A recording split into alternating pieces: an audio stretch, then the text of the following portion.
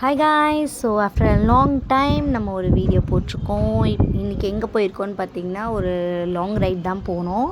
எங்கேன்னு பார்த்தீங்கன்னா நம்ம டெக்ஸ் வேலிக்கு தான் போயிருக்கிறோம். ஸோ டெக்ஸ் வேலி மோஸ்ட்டாக ஈரோட்டில் இருக்க எல்லாருக்கும் தெரியும்னு நினைக்கிறேன். அதே மாதிரி நீங்கள் கமெண்ட்டில் வந்துட்டு மறக்காமல் சொல்லுங்கள் டெக்ஸ் வேலிக்கு எத்தனை டைம் எல்லோரும் போயிருக்கீங்கன்னு. ஸோ இதுதான் ஃபர்ஸ்ட் டைம் நான் டெக்ஸ் வேலிக்கு போகிறது. அதுவும் நான் எங்கள் அத்தையோடு தான் போயிருக்கேன். டெக்ஸ் வேலியில் போய் அவ்வளோ லாங்காக நாங்கள் என்ன ஷாப்பிங் பண்ணோன்றது வந்துட்டு எங்களுக்கே தெரியாது. ஒரே ஒரு ஷூ தான் கடைசியில் வாங்கிட்டு வந்தோம். ஸோ லைக் டெக்ஸ் வேலியில் 2 ஷோரூம் இருக்கும் போல். ஒன்று வந்துட்டு நார்மல் பட்ஜெட்லேயும், இன்னொன்று வந்துட்டு குளோபல் மார்க்கெட்டில் இருக்கும் போல். ஸோ குளோபல் மார்க்கெட் தான் நாங்கள் போய் பார்த்தோம் ஃபஸ்ட் டைம். ஸோ அது பார்த்திங்கன்னா ஓவர் ப்ரைஸியாக தான் இருந்துச்சு. எதுவுமே அஃபோர்டபுளாக இருந்த மாதிரிலாம் இல்லை. ஸோ லைக் இந்த குவாலிட்டிக்கு ஏற்ற மாதிரி ப்ரைஸ் இருந்துச்சு.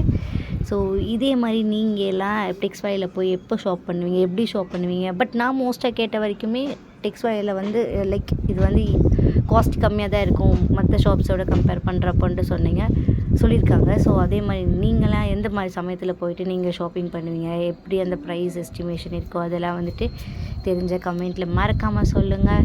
ஸோ ஆஃப்டர் லாங் டைம் ஒரு நல்ல நைட் ரைடு போகணும். லைக் நாங்கள் முடிச்சுட்டு வரதுக்குள்ளே வந்துட்டு நைட்டே ஆயிடுச்சு. லைக் அதோட இன்சைட் எல்லாம் ரொம்ப சூப்பராகவே இருந்துச்சு. மறக்காமல் நீங்கள் டெக்ஸ் வேலிக்கு எத்தனை டைம் போயிருக்கீங்கன்ட்டு கமெண்ட் பண்ணுங்கள். நிறைய பேர் நம்ம வீடியோஸை பார்க்குறீங்க, அதே மாதிரி நல்ல வியூஸ் போகிறது. ஸோ எல்லாருமே லைக் பண்ணுங்கள், சப்ஸ்கிரைப் பண்ணுங்கள், ஷேர் பண்ணுங்கள். பார்த்தீங்கன்னா ஈவினிங்காக போனோம், நைட் ஆகிடுச்சு. இன்னும் போனால் நாங்கள் வண்டி போகிற ரோட்டில் ஹைவேல போயிட்டே இருந்துட்டோம். திரும்பி பார்த்தா நம்மளுக்கு வழியும் தெரியல, எதுவுமே தெரியல. அப்புறம் ஒரு 10 கிலோமீட்டர் தாண்டி போனதுக்கப்புறம் தான் ரூட்டு கேட்டுட்டு திருப்பி வந்துட்டு ஆப்போசிட் வேல வந்துட்டு நாங்கள் வந்தோம்.